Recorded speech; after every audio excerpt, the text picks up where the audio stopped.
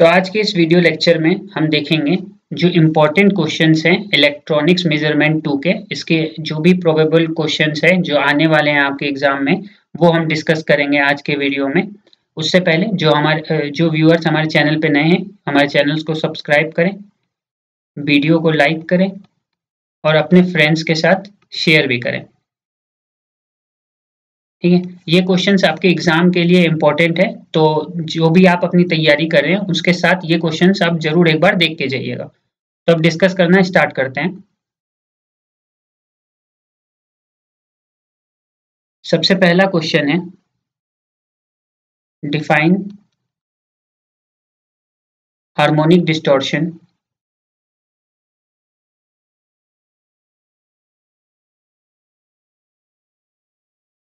define harmonic distortion, name any two methods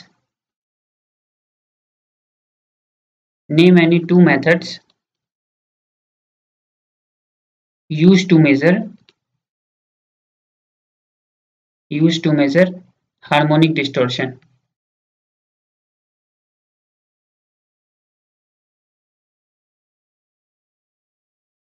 तो जो ये पहला क्वेश्चन है, इसमें आपको हार्मोनिक डिस्टॉर्शन के बारे में बताना है कि हार्मोनिक डिस्टॉर्शन क्या होता है। उसके बाद आपको ये भी बताना है कि दो मेथड्स बताने हैं जिससे हम हार्मोनिक डिस्टॉर्शन को मेजर कर सकते हैं। तो ये आपका पहला नंबर क्वेश्चन है। Question second,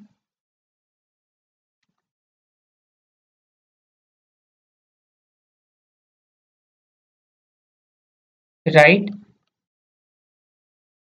the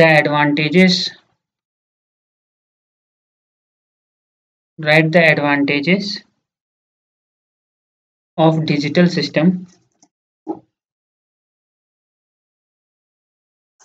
write the advantages of digital systems। जो डिजिटल सिस्टम्स के एडवांटेजेस होते हैं वो बताना है। क्वेश्चन नेक्स्ट स्लाइड में लिख दे रहा हूं। तो ये दो क्वेश्चन है। पहला तो हार्मोनिक डिस्टॉर्शन के बारे में बताना है, name any two methods to use harmonic distortion. Second है एडवांटेजेस बताने हैं आपको डिजिटल सिस्टम्स के, कि क्या क्या डिजिटल सिस्टम्स के एडवांटेजेस होते हैं। Question third,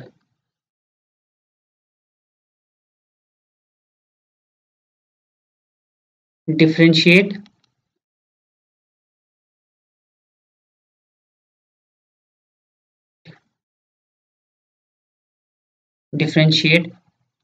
between active and passive transducers।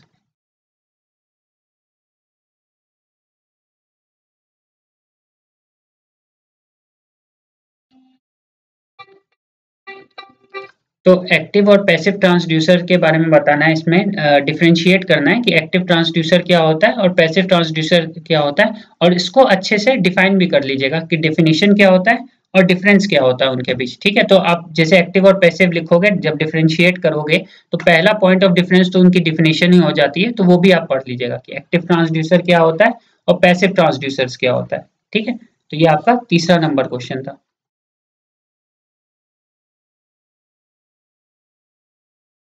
Question 4,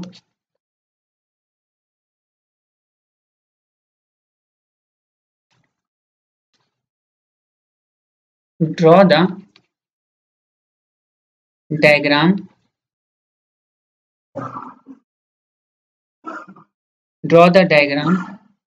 of an AC differential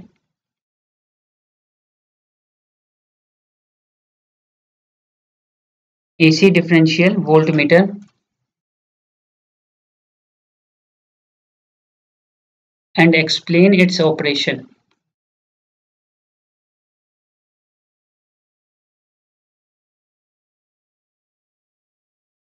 तो देखिए इसमें क्या करना है, हमको डायग्राम बनाना है एसी डिफरेंशियल वोल्टमीटर का, और उसकी ऑपरेशन बतानी है कि वो कैसे काम करता है। तो उसकी बेसिकली वर्किंग समझानी है आपको और डायग्राम बनाना है कि कैसा होता है। ऑब्वियस बात है, आप जब वर्किंग समझाओगे तो डायग्राम बना के समझाना, उससे ज्यादा इम्पैक्ट पड़ता है आपके आंसर पे। नेक्स्ट क्वेश्चन,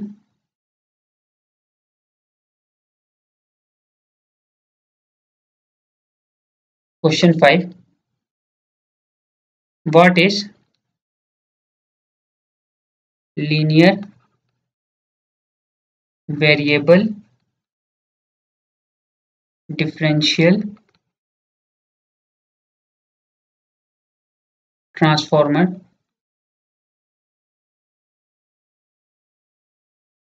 मतलब एलवीडीटी के बारे में आपको क्या होता है ये बताना है। Discuss it's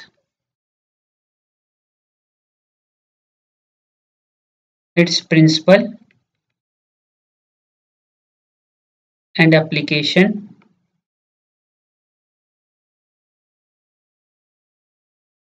discuss its principle and application with neat diagram.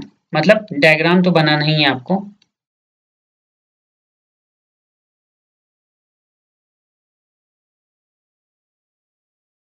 ठीक है, तो क्वेश्चन क्या है आपका, एलवीडीटी के बारे में। पहले तो एलवीडीटी बताना है आपको, लीनियर वेरिएबल डिफरेंशियल ट्रांसफॉर्मर क्या होता है, उसका प्रिंसिपल और एप्लीकेशन भी बताना है कि पहले उसका वर्किंग प्रिंसिपल क्या है, और आपको डायग्राम के साथ बताना है इसमें। ठीक है, अब एक और क्वेश्चन आप इसमें ही ऐड कर लीजिएगा। एलवीडीटी तो आप बताओ लिखोगे ही, आरवीडीटी भी आप पढ़ लेना। ठीक है, आरवीडीटी तो ये ध्यान रखिएगा, इसको भी आप पढ़ लीजिएगा, क्योंकि एलवीडीटी और आरवीडीटी में दोनों में से एक या हो सकता है दोनों, बहुत इंपॉर्टेंट है और आना ही चाहिए एग्जाम में। ठीक है, इसका भी प्रिंसिपल और एप्लीकेशन, प्रिंसिपल एंड एप्लीकेशन, क्योंकि आप एलवीडीटी पढ़ोगे ही तो आरवीडीटी भी आप एक बार देख के जाना।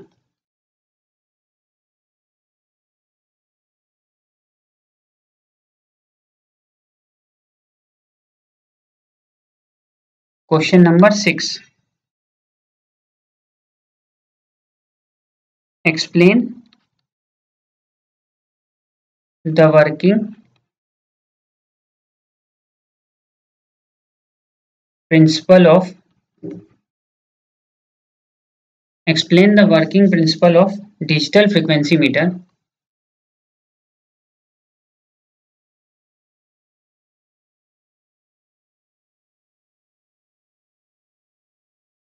तो इसमें आपको बताना क्या है, जो वर्किंग प्रिंसिपल बताना है आपका डिजिटल फ्रीक्वेंसी मीटर का, कि डिजिटल फ्रीक्वेंसी मीटर आपका वर्क कैसे करता है। ठीक है, तो ये इसके बारे में लिखना है क्वेश्चन नंबर 6 में। 7वां क्वेश्चन, क्वेश्चन 7 आपका,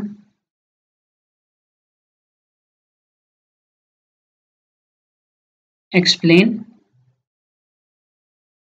the resonance method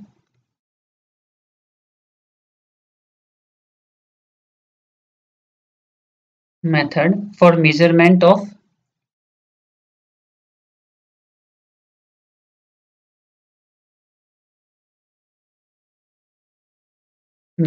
of inductance at high frequencies.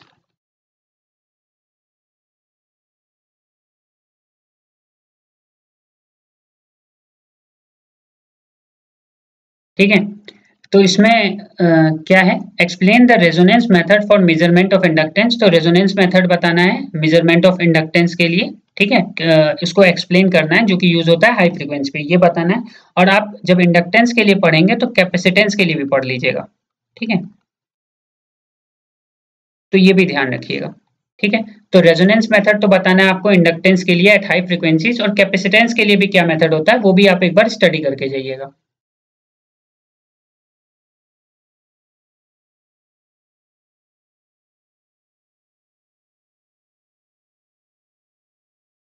कौन सा क्वेश्चन था? क्वेश्चन 7 हो गया। क्वेश्चन 8,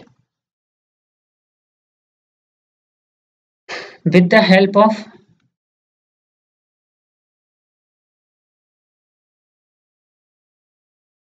of block diagram,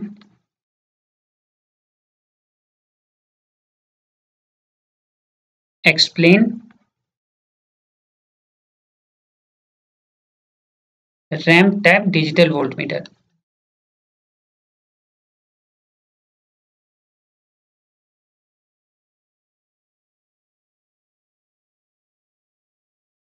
ठीक है, ब्लॉक डायग्राम की मदद से आपको बताना है, ध्यान रखिएगा ब्लॉक डायग्राम बनाना है इसमें, और एक्सप्लेन करना है रैंप टैप डिजिटल वोल्टमीटर को। ठीक है, रैंप टैप डीवीएम को आपको बताना है।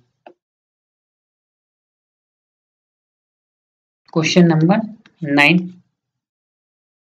अच्छा, अब कुछ शॉर्ट नोट्स बता रहे हैं कि ये भी पढ़ लीजिएगा। राइट शॉर्ट नोट्स ऑन, ठीक है, शॉर्ट नोट बता रहे हैं, यानी कि आप शॉर्ट नोट्स लिखें या इनके बारे में पढ़ लें जैसा आपका ठीक लगे। तो देखिए कुछ मैं बता रहा हूँ इसमें किस किस के बारे में आपको पढ़ना है। जैसे एक हो गया आपका thermistors,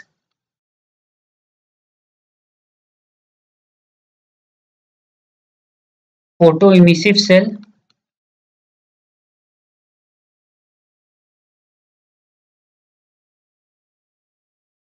signal generator,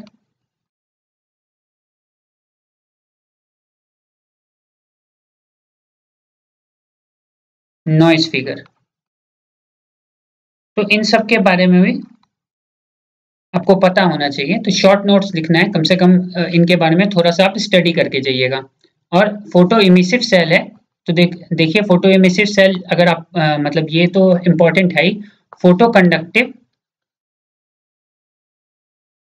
photo conductive and photovoltaic,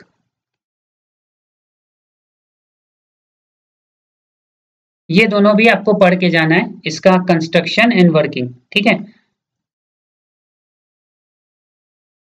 तो जैसे मैं बताया कि शॉर्ट नोट्स आपको पढ़ने हैं। Thermistor, photo emissive cell, signal generator, noise figure, ये सब तो आप पढ़ के जाइएगा।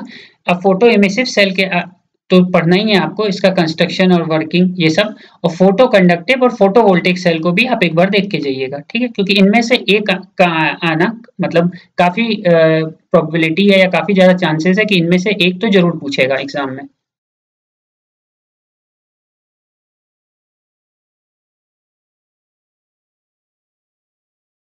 Question 10, what is an oscillator?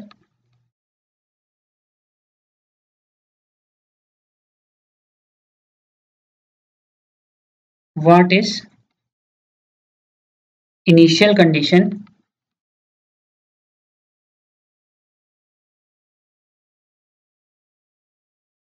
for oscillation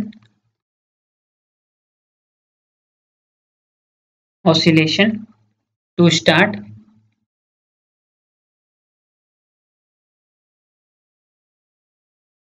How does an oscillator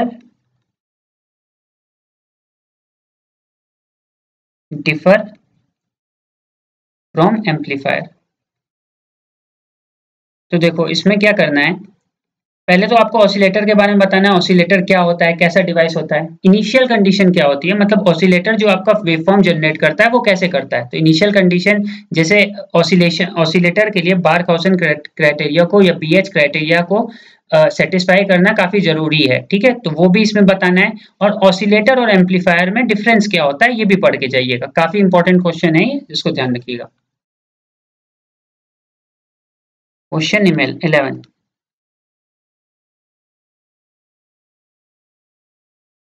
explain the principle of operation of a wave analyzer.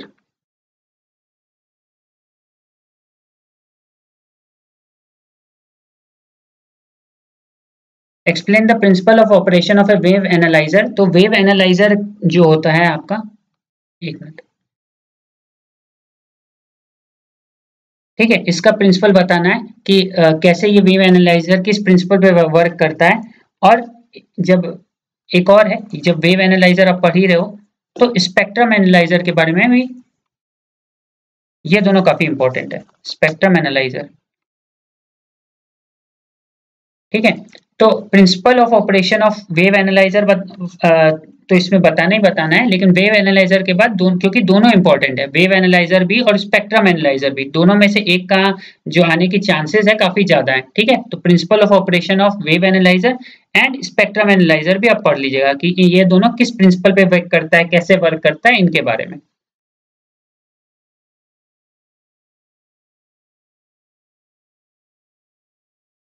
Question number 12.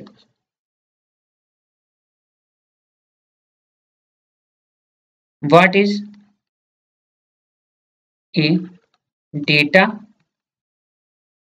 acquisition system? Data acquisition system क्या होता है? Give the block diagram of A data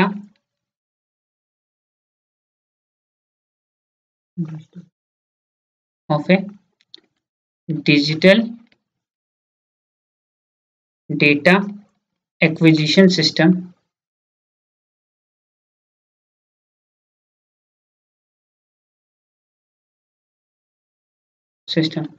तो पहले तो data acquisition system के बारे में आपको बताना है और ब्लॉक डायग्राम बताना है डिजिटल डेटा एक्विजिशन सिस्टम के बाद, और ये तो आप पढ़ोगे ही, इसके साथ एनालॉग डेटा एक्विजिशन सिस्टम में पढ़ लेना, ठीक है। तो डेटा एक्विजिशन सिस्टम के बारे में बताना है और ब्लॉक डायग्राम बताना है डिजिटल डेटा एक्विजिशन सिस्टम का, और एनालॉग डेटा एक्विजिशन सिस्टम के बारे में भी आप पढ़ के जाना कि एनालॉग डेटा एक्विजिशन सिस्टम क्या होता है। फिर से इन दोनों में एक के आने की चांसेस काफी ज्यादा है, इसलिए इसको दो अलग अलग क्वेश्चन में नहीं रख रहे हैं हम लोग, एक ही में बता दे रहे हैं कि डिजिटल आप पढ़ोगे ही, एनालॉग भी देख के जाना, दोनों में से एक के आने की चांसेस काफी ज्यादा है।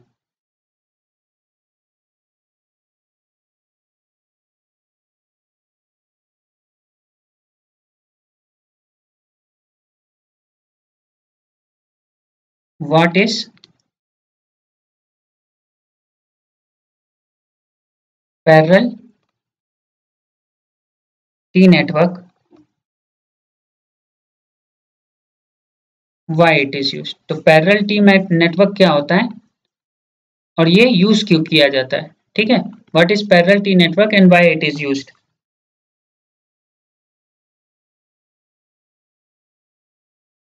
और इसके साथ एक और इम्पोर्टेंट क्वेश्चन भी है, पाई नेटवर्क के बारे में भी आप एक बार देख के जाना, ठीक है, कि पैरेलल टी नेटवर्क क्या होता है और ये क्यों यूज किया जाता है, सेम पाई नेटवर्क क्या होता है और वो क्यों यूज किया जाता है, ठीक है। तो इसके बारे में भी आप एक बार देख के जाना, ठीक है।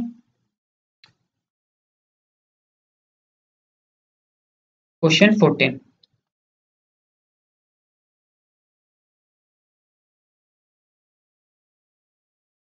Explain inductive microphone. तो इंडक्टिव माइक्रोफोन के बारे में आपको एक्सप्लेन करना है कि ये क्या होता है इसके बारे में, ठीक है।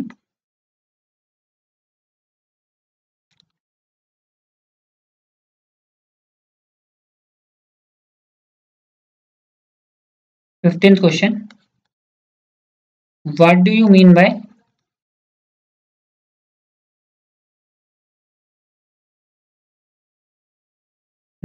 सिग्नल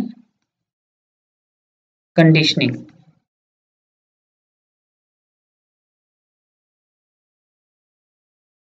ठीक है, सिग्नल कंडीशनिंग के बारे में बताना है क्या होता है, इसको एक्सप्लेन करना है। Question 16, what do you mean by negative resistance oscillator?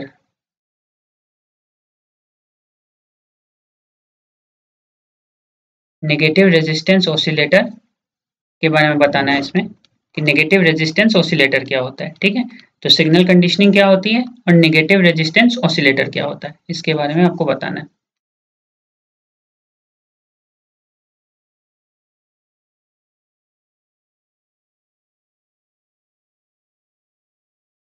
Question 17, draw circuit diagram of rectifier amplifier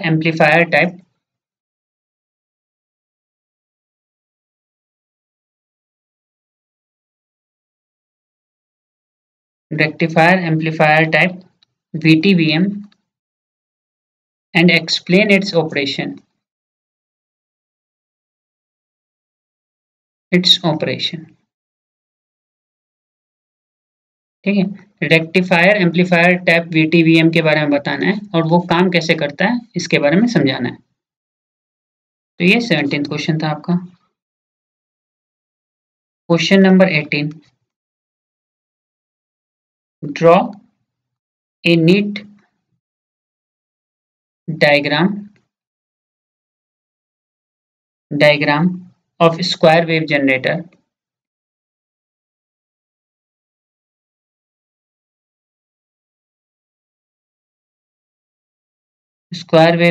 circuit and explain its working principle।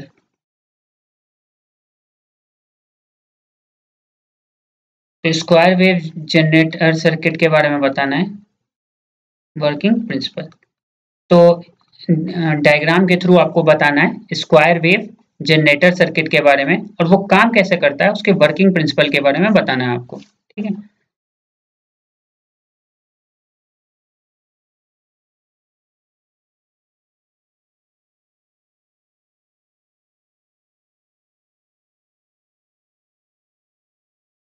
Question number 19,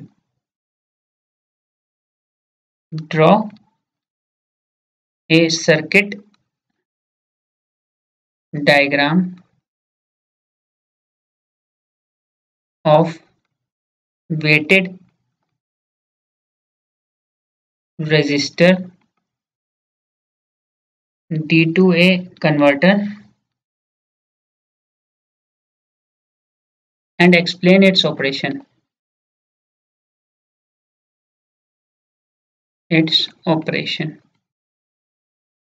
ठीक है, तो weighted register digital to analogue converter के बारे में बताना है आपको और उसके बारे में मतलब सर्किट डायग्राम बना के बताना है और उसकी ऑपरेशन वो काम कैसे करता है उसके बारे में समझाना है। ठीक है, तो ये पूरा आपका क्वेश्चन है, सर्किट डायग्राम बताना है, वेटेड रजिस्टर D2A कन्वर्टर का और वो काम कैसे करता है ये समझाना है।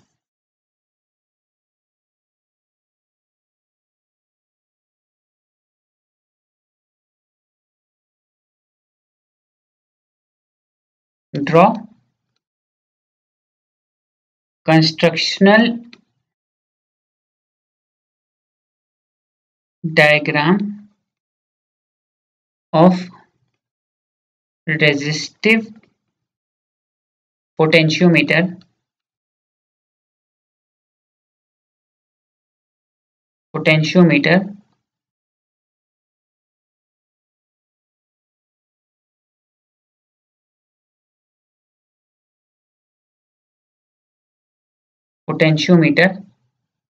and explain its working principle।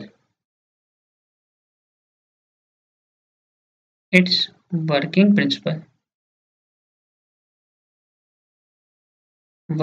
Principal.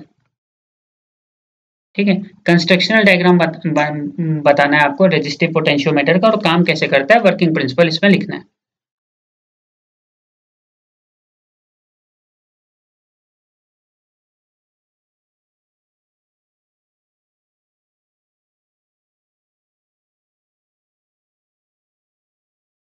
What do you mean by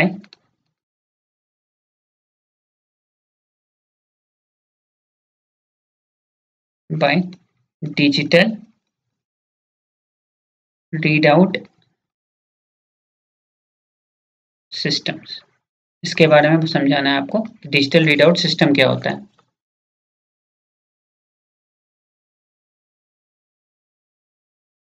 question number 22, explain signal function generator.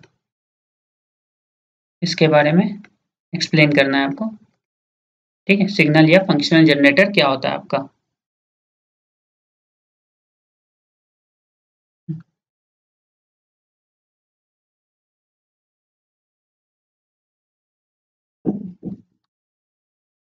Question 23, explain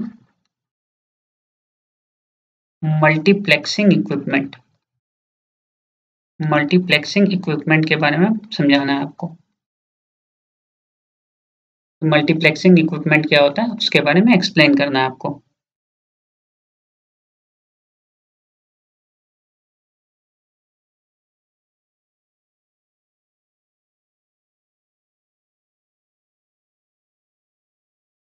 question 24,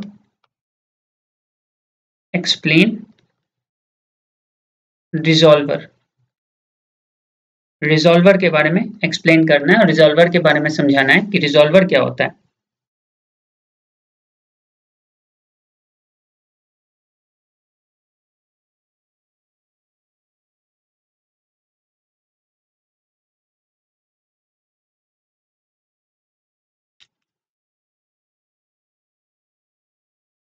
explain सिंक्रोस। तो सिंक्रोस के बारे में बताना है, सिंक्रोस क्या होता है। तो ये आपके अराउंड 25 इंपॉर्टेंट क्वेश्चंस हैं हमारी तरफ से, कि एक बार जब आप एग्जाम देने जा रहे हैं तो इसको पहले एक बार देख लीजिएगा, एक लुक देख लीजिएगा, क्योंकि इनके आने की प्रोबेबिलिटी काफी ज्यादा है कि इनमें से कोई कुछ पूछा जा सकता है। ठीक है, गारंटी तो किसी चीज की दी नहीं जा सकती, बट ये हमारी तरफ से कुछ इंपॉर्टेंट क्वेश्चंस हैं कि आप इसको जरूर देख के जाएं एग्जाम से पहले। बाकी अगर आपको वीडियो पसंद आए तो ज़्यादा से ज़्यादा सब्सक्राइब करें, हमारी वीडियोस को लाइक करें और अपने फ्रेंड्स के साथ शेयर करें। और कोई भी डाउट हो तो आप कमेंट सेक्शन में हमसे पूछ सकते हैं। Thanks for watching our video.